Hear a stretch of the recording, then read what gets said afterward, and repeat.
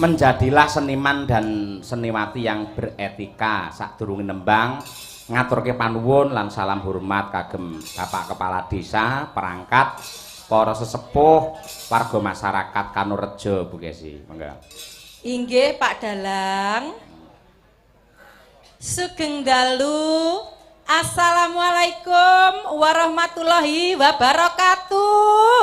Waalaikumsalam. Wah, matur nuwun sanget. Luar biasa Pak Dalang. Nggih. Dalu menika saestu kawontenan wonten ing Rengel mriki, ya Allah, kula jan seneng banget. Saestu kula ditanggap mriki dados pakurmatan ageng Pak Lurah. Awit napa? Remenan kula dalu menika medal. Apa? Sego? Apa? Nggih.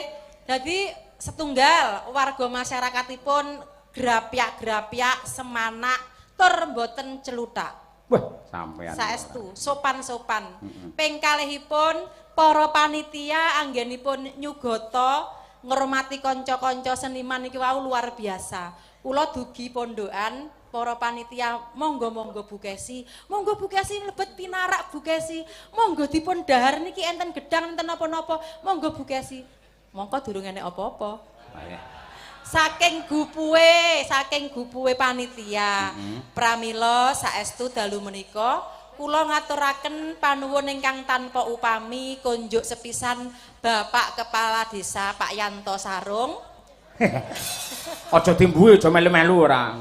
Ping kalihipun para sesepuh pinisepuh para perangkat desa wonten ing Rengel Tuban mriki. Ping 3 panjenengan sedaya bapak-bapak ibu-ibu warga masyarakat Rengel mriki Kanorejo mugi-mugi tansah pinaringan keselamatan lahir batin, kebahagiaan lahir batin, murah rezekinipun, gampang anggenipun pados sandang pangan nggih Pak, Bu. Matur nuwun, mugi-mugi taun ngajeng warga mriki tambah rezekinipun, sampun kesupen nanggap wayang malih nggih Pak. Oh, rutin. Matur nuwun. Panitia kaya ngono lho Bu Kesi, awake dhewe teko mau langsung lho daharan enake kaya ngono. Aku iki adate lek ning liyane Kanorejo iki asem-asem iki radoyan angger asem-asem, asem iki malah iki aku mending ngono.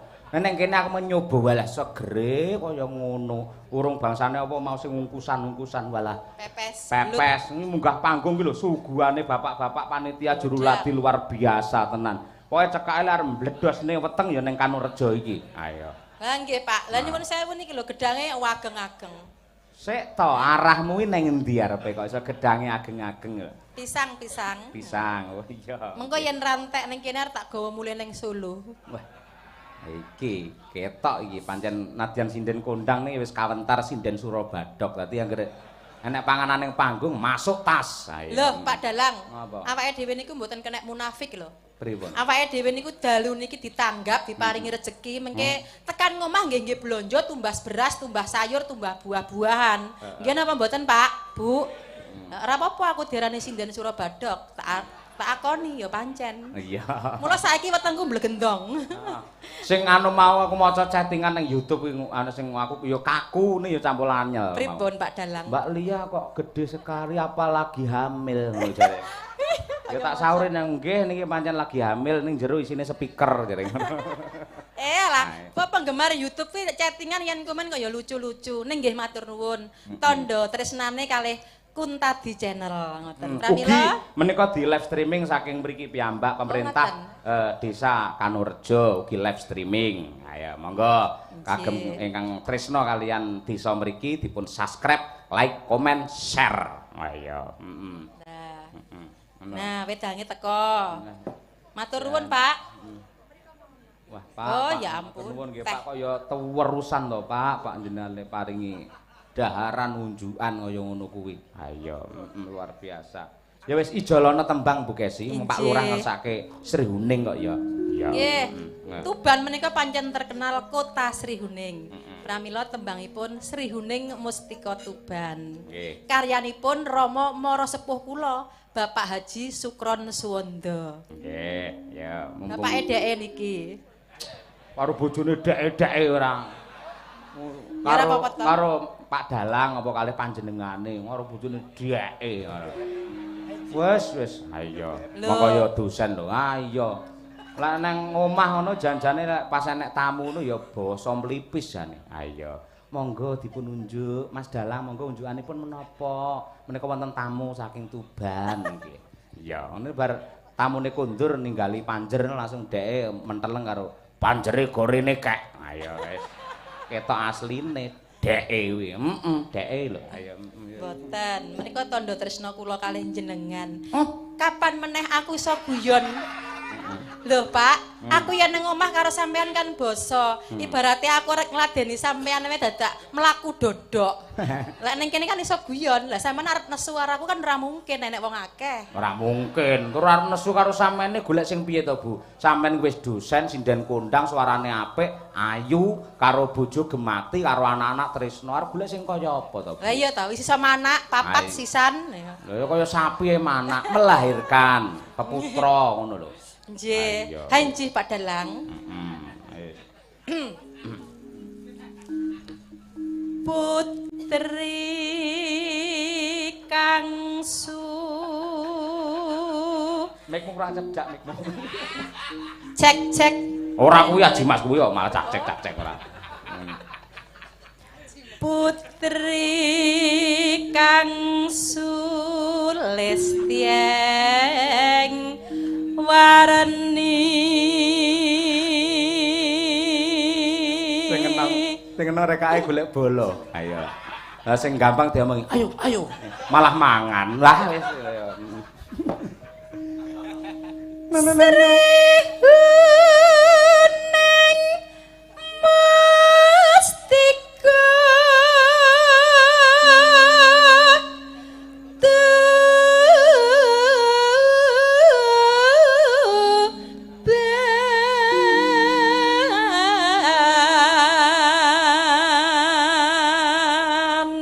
Cengkok ya digawe beda. Oh, lek Bu Kesi sugih variasi bangsa ngono-ngono kuwi. Iya no, ora mung cengkok tok. Monggo Pak Lurah. Jane panjenengan mau duet kalih kula, Pak. Teng mriki enten kula gandeng ngeten lho, Pak. Aja mesake Pak Lurah bengkok entek engko musuh kowe. Labuh tresno prapteng laya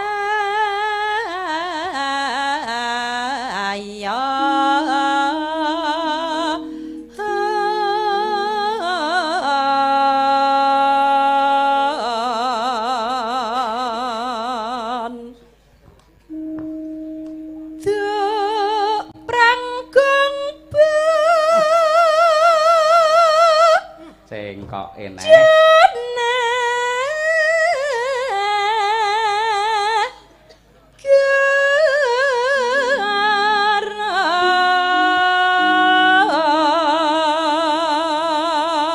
mula nek pas ning kamar mandi ki suwe banget Mbak ya golek cengkok ngene iki kok. Ha iya. Kok suwe men to ning kamar mandi wae ya. Nano. Nano.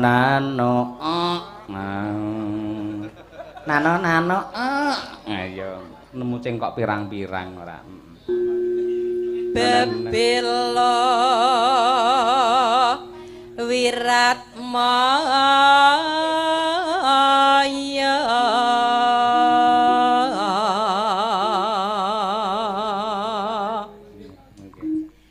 rangi rasri huning gugur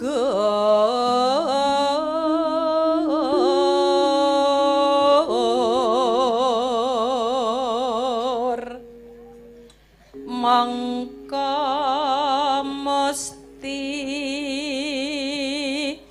kaneng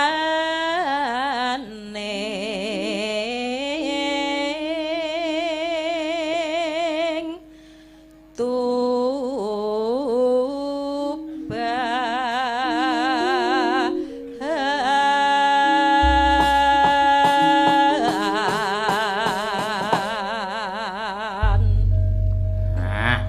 bawanipun sampun dipun aturaken. Wah jan aku kok kaget Bu Kesicing kok mutek beda ki mau. Lagi krungu iki aku. Iki lan rada cicing kok gaya Yogyakarta ngoten lho. Oh, cara Yogya ngono kuwi. Ngurmati Pak Ibut ngono ya. Oh nggih.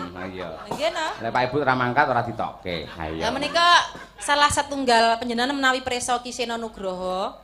Krawitane warga Laras nika wiyaganipun ingkang nomor kalih saking mriki pendemung. Ingkang gendut niki lho, Pak. Lemuni carcor ingkang gendut. Kuwi tak kon nang kene tak kon briefing pengrawit bagian kiwa iki lho. Carane ngono kuwi.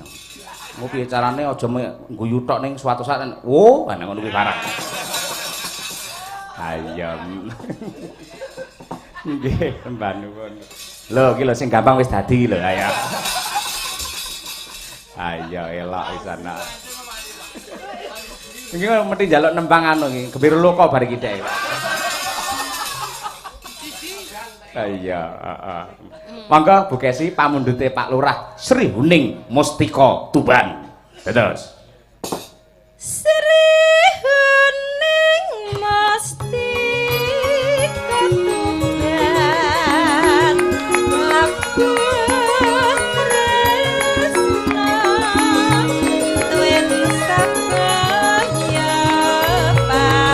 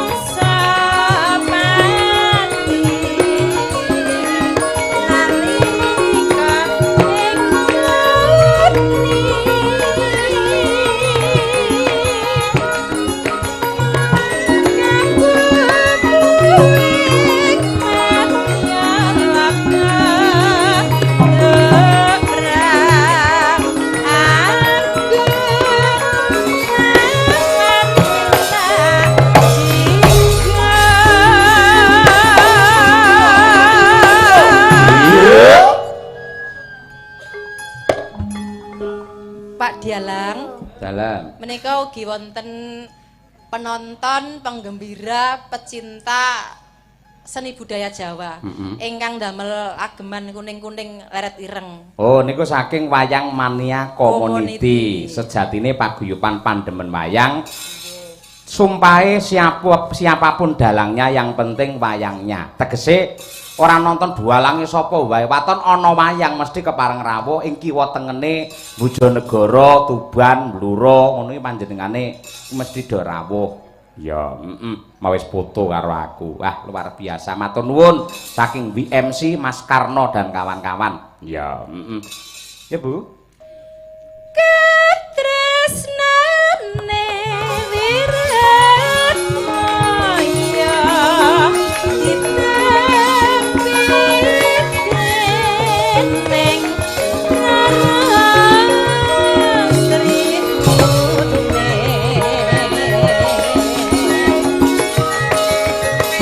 Senang yang kasar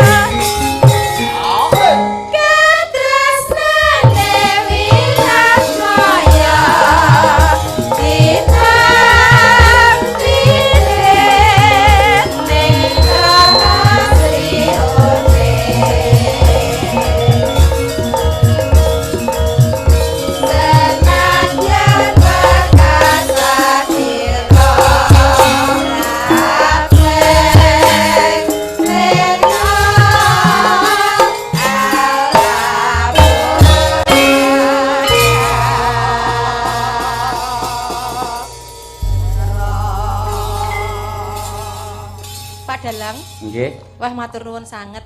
Menika ingkang sami mirsani jane mesake lho teng Jawi Pager. Mbok jenengan tindak mriki Pak, niki tasik kosong. Mboten napa-napa. Ben cedhak kalih sinden-sinden. Ngoten. Lah mboten pagere dimbrukne mawon niku. Nggih, matur nuwun. Ojo ya anarkis kuwi ora. Sembah nuwun. Ya iki penting, Nduk, iki penting nggih. Pancen ya akeh sing wis kangen karo wayang kok. Ha iya, sematur nuwun banget rawuhe para sutresna budaya. Tolong Pak Dalang untuk diumumkan sinten ingkang kelangan amplop berisi uang. Nah, amplope tebal banget Pak Yoyok. Isine niki, wah nggih, hubungi Pak Yoyok Dalang. Lah kok aku? Lah ndi iki terus? Golek aku tenan lha ndi? Oh. Oh, nggih. Wah, nggih. Wah, maring terata Pak, kula ki ndelok STNK apa SIM ilang ngoten nggih. Oh, nggih, sembah nuwun, nggih. Matur nuwun katresnanipun. Ya, menawa kathah pamundhut bar iki nampilke bocah cilik iki selak ngantuk. Ya. Aja dumeh aku wong desa nyuwun gending bangun desa mudune caping gunung. Nah, dari UD bersama 2 Pak Saikun Kanor, wae. Bangun desa mudun ilir-ilir dari Bapak RW 01 Desa Kanorejo, nggih. Ugi saking Wayang Mania Community, nggih. Sik ning jero anune. Surate. Assalamualaikum warahmatullahi wabarakatuh. Waalaikumsalam. Wilujeng dalu Mak Cangik kula Mbah Sumid napa niki? Sumidar. Nggih, WMC badhe nyuwun tembang Sri Huning dipun bawani. Lan tembang Rengu, tembang menika kagem kanca-kanca WMC lan SKCK. SKCK iki apa? Sedulure Ki Cahya Kuntadi. Heeh, uga kadang-kadang sencaki Sutresna Cahya Kuntadi. Nggih. Salam budaya. Nggih, matur nuwun, Mbah. Ya. Yo diaturake sitok-sitok Nduk sampean jumeneng Nduk. Ya. Iki ket sore iki mesake ya. Kaya apa Ki putra daerah. Ya, awas. Kuwi akeh panganan aja kok ideg ya. Sinten? Assalamualaikum warahmatullahi wabarakatuh. Assalamualaikum warahmatullahi wabarakatuh. Lho ngene iki jenenge bedho no ora. Yen aku assalamualaikum warahmatullahi wabarakatuh sampeyan sing waalaikumsalam ngono. Ya sak baleni. Assalamualaikum warahmatullahi wabarakatuh. Waalaikumsalam warahmatullahi wabarakatuh. Nggih, suarane serak-serak basah. Sinten asmane sinten, Nduk? Ayu. Yo ngerti wong semene sampean cantik ngerti ora. Asmane lengkap sinten? Najwa Ayu Nur Khalifah. Najwa Ayu Nur Khalifah. Kelas pinten? 3 SD. 3 SD wae lah. Sak ngisore Brahma. Ayo, Daleme pundi daleme? Gemulung. Hah? Kerek. Oh, tanggane Mbak Diajeng. Mesti Tuban iki. Oh iya, ya elah. Wau sing ngeterke mriki sinten? Ibuke sinden ta? Sanes. Lah apa guru? Sanes. Lah apa tukang derep? Sanes. Lah napa ibuke gaweane napa? Bakul sego goreng. Wah, jos kuwi sego goreng kuwi. Ya, jan wis. Karo Brahma iso klop kuwi ya. Brahma angger mutung ora gelem dalang angger sego goreng Bram. Oke, semangat dek lah nggih. Yes, Pake anu dalang, Bapak. Sanes. Penabuh. Sanes. Budayawan. Sanes. Lah napa? Sopir truk. Oh, pas dadi ibumu gawe sego goreng terus diadai truk diubengke ngene ya. Nggih, sampean ngewangi ya, Nduk ya.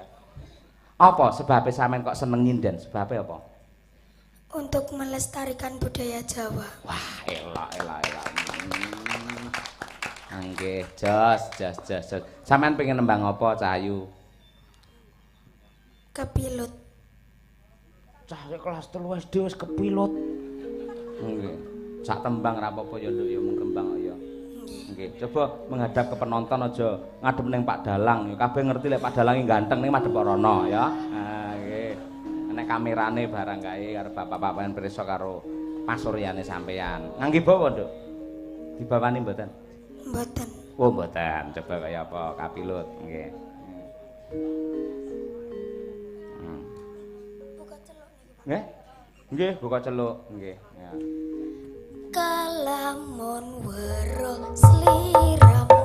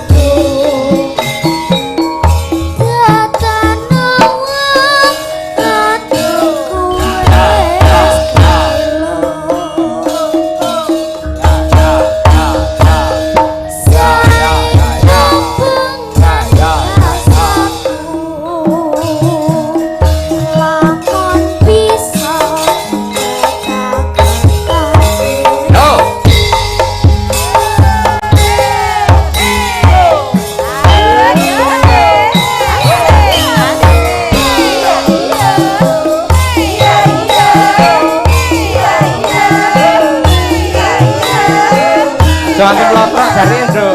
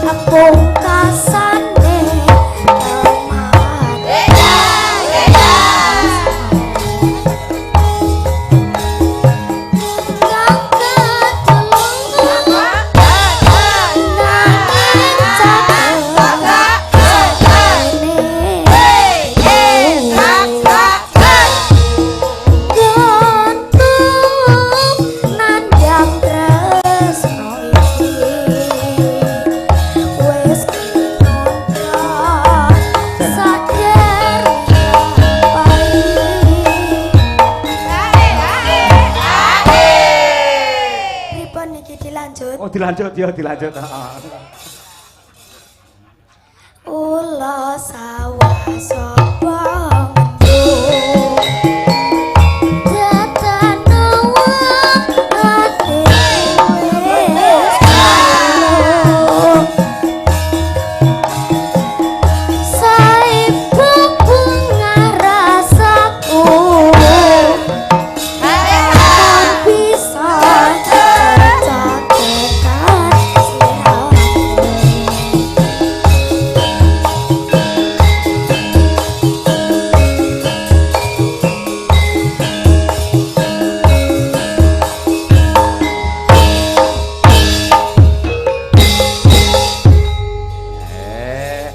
Nyuwun tepuk tangan untuk Gendok Ayu, Pak. Semangate niku lho sing apik. Matur sembah nuwun. Sampeyan goyangane wis jos kendel tenan. Nggih.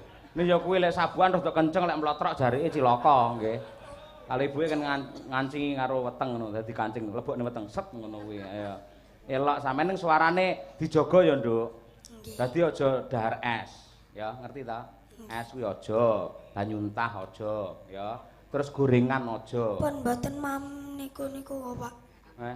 Pun mboten mam sing nika-nika kula. Lah kok iso apa nyang omah renek sing dipangan panjenengan? Iya bener, dadi gorengan aja ya, Nduk. Wajan umpreng aja dipangan. Nah, mboten kaya sing lho akeh lengane ngono lho ya. Lek iso pancen pengen gorengan ya sithik nggih, tombo pengin yen mboten kok terus dikeki tisu diremet-remet ngoten terus tisune dipangan. Anune gorengane dipangan ngoten nggih. Elok sampean. Jan. Ya Nduk iki tandha tresna dudu apa-apa kena nggih tambah sangu sekolah nggih. Nggih. Tak kei neh aku iki blobo kok nek cah cilik nyah Nduk. Nah. Ki pira sik kok tangane langsung maju wae. Iki pinten? Kono wae. Niki pinten? 100.000. Karo dhuwit apal men sampean ora. Nyonya 100. Susuk 95. Matur sembah nuwun. Tambahi purun mboten? Tambahi purun mboten? Ora gelem ya tak balekne lho. Gelem mboten? Purun. Hah? Purun. Sing banter, gelem ora? Purun. Sing banter kurang banter. 100 e gur lirih ora. Ayo. Purun mboten? Purun. Ngono kuwi nya tambahi. Nggih matur sembah nuwun. Ya, lumayan 200 derep iki sak pedote apa kitene. Boyoke ayo, kaya ngono kuwi elok. Semangat terus ya, Nduk ya. So, sekolah sing dhuwur terus sekolah ning Solo, SMKI ya, SMKI. Syukur ning SMKI engko kuliah ning ISU Surakarta kaya Mbak Diajeng ngono kuwi lho. Buktine Mbak Diajeng bareng kuliah ning Solo, wah saiki duwe pacar pisan. Oh, ya. Iki pamundhut akeh sing dikersake ya kuwi mbangun desa. Ya diaturake dhisik iki akeh banget. Saka sapa mau nok sing mau sing komburi kelir Pak sapa? Pak Marno panitia. Lho, Pak Marno bareng kok ya ngersake Pak jenengan nggih. Iya, nggih tembang niku. Niku Pak Marnoson. Oh iya. Iki sing apal ki sampeyan yen tembang iki. Ayo, Coba sampean jumeneng diaturke arep dibablaske napa? Ayo. Podang kuning. Podang kuning, nggih. Napa? Oh iya, nggih. Saking dulur nom nyuwun tembang lewung nggih mangke kula aturaken sembah nuwun.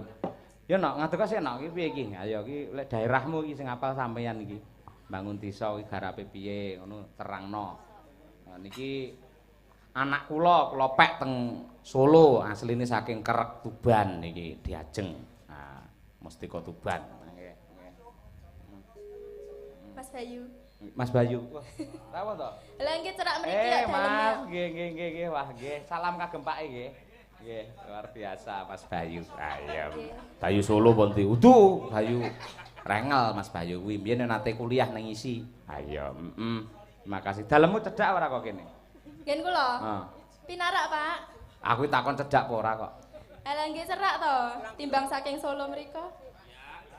Iya, bener kowe bener kandamu, pancen ngono kuwi. Ayo. Nggih, sejam. Sejam, oh lumayan. Ya. Gandeng sesuk aku lak kudu mlebu, ngono to.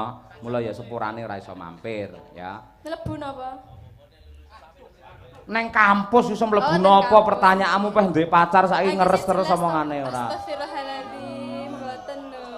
Kalau makmu karo aku sambat terus kae lho makmu. Ayo. Apa makku? Tekan makku. Lah tenan wingi tak dolane ning kontrakmu tenan lho. Pripun to Pak Dalang Diajeng nika pripun jane kula kan rabi randang rabi-rabi monggo kalih pacare pun dikeloni terus. Mboten lho Pak, ampun percaya.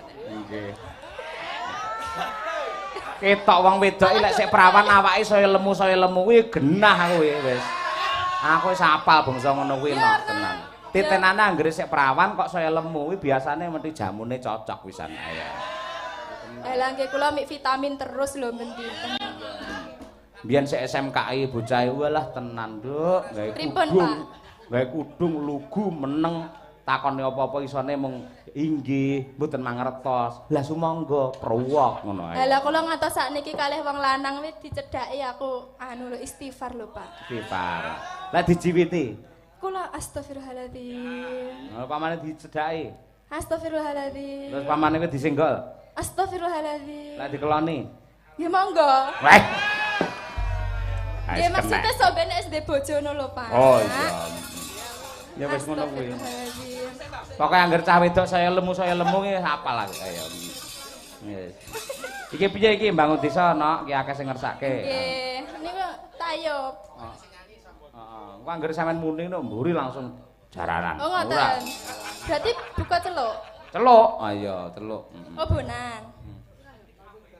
Oh monggo Mas Imam mumpung dereng sare Mas. Ora, iki lek ngantuke lek bladekan kok iya. Monggo bladekan terus Dek iki melu sapa-sapa ya. Ya Mas, cobi Mas mendi.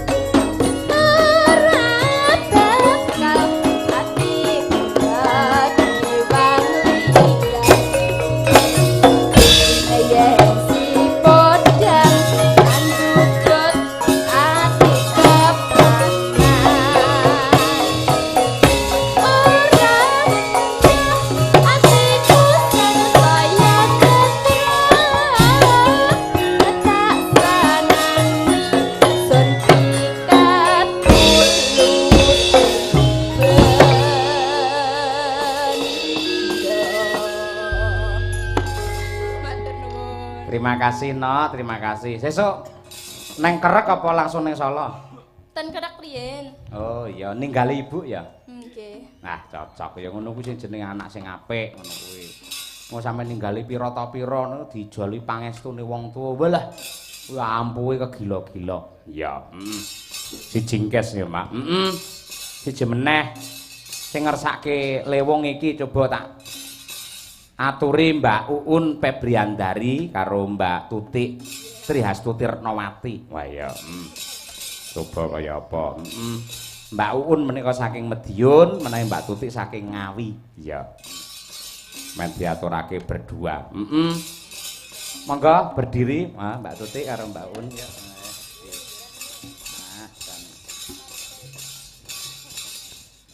Lek Mbak Tutik kondang apa kuwi jenenge joget ala Thailand. Yen Mbak Uun iki kondang sinden. Ape lho Un, seneng aku. Pancen lek jaranan kudu enek sing ngono kuwi. Lah nggih ta ben rame to. Tapi kula izin iki wau. Nyapa kok izin? Lampun jenengan dhisik ya. Ora. Aku anane dhisik mergo seneng ngono lho, ngefan karo sampean ngono lho. Nek yo aja nganti sik kabur sampean wis aja nganti. Mbak Tuti sudah sehat? Alhamdulillah sehat selalu. Seger. Aku lek panggung kuran nek sampean rumah saku sepo sepil sepah samun. Napa nggih? Oh, tenan ngono. Kadang sia-sia wae karo aku jenengani. Lek sia-sia ki tandane malah gemati ngono kuwi. Lek ning panggung kan drama. Tegese aku memperhatikan karo sampean carane ya sosok nyio-nyio sampean ngono kuwi. Ning janjane tenan yen ra ono ngono sampean gak gerah utawa pas lara wingi lah rumah saku jan sewengi suwi ngono lho. Sakniki pun sehat to. Saiki enek sampean malah saya suwi rumah. Lho tenan to. Ngel. Jalan. Tenan kok. Ambak menika waranggana seragame padha kalih kancane nek teng Jawi Madangkara mriki menika sampun bintang tamu. Oh iya Mbak Tuti wis larang regane. Lho tenan kuwi, tenan. Anggere enek klenengan teng Laladan Ngawi Madiun mesti Mbak Tuti. Ayo. Kula nek kali Mas Rajamala nika nek klenengan kula sak pawehe. Kula kali Mas Rajamala kan nyah-nyoh. Ya nggih saikhlase ngoten. Iya, Penting kan berkah. Penting sampeyan wae penting sehat. Terus swara kaya ngene cocok nggih nyuguh wong mendem-mendem tadi. Lho tenan to arahe wis. Ayo. Saya wengi saya memuai. Iya. Oleh Mbak Uun iki walah tenan piyayi. Jos tenan mumpuni nembang apa wae iso Gagrag Surakarta, Banyumas, Jawa Timuran wis dilalap kabeh. Ayo. Musuh Uun pedhot. Tenan lek kuwi. Klasik ya oke, ya jogetane ya apik, iya.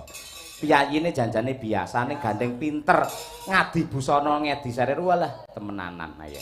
Kowe ngerti jogete Mbak Uun walah tenan iso. Mukok-mukok kowe. Ayo. Pak Yoyo niki mau pun WA kalih kula tirose ajeng mencoba goyang sampai bawah. Sapa? Uun. Orai. Cokae-kae. Ora kompak ngono. Asline Mbak Tutik dhewe niku lho. Ayo. Aku wis kulino lho, nek kowe kan urung Un. Pengen terus. Lho aja makakne kancane no. Kan sindene duwe karakter dhewe-dhewe. Sampeyan iki goyangmu pancen tekan sampai bawah genjot tenan lho sampean. Nek Mbak Un kan lenggak lenggut sithik ngene wis angger. Yo, ngono ki wis. Kalau kan kalem. Iya. Yo diaturake lewung. Langsung ya, langsung. Ora nek bawane to, Mbak iki? Mboten. Ayo ora nek mulu aku takok. Ayo, lewung diaturake kunjuk sedaya para sutresna budaya ingkang kepareng lenggah wonten halaman Balai Desa mriki lan ingkang kepareng monitor wonten ing YouTube. Ya, sugeng laras ya. Monggo, ya yuk tetes.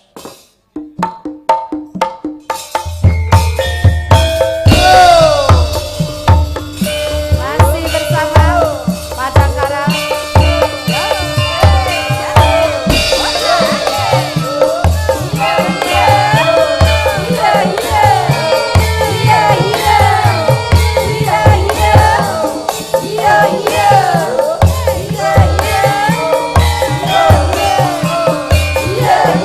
Yeah.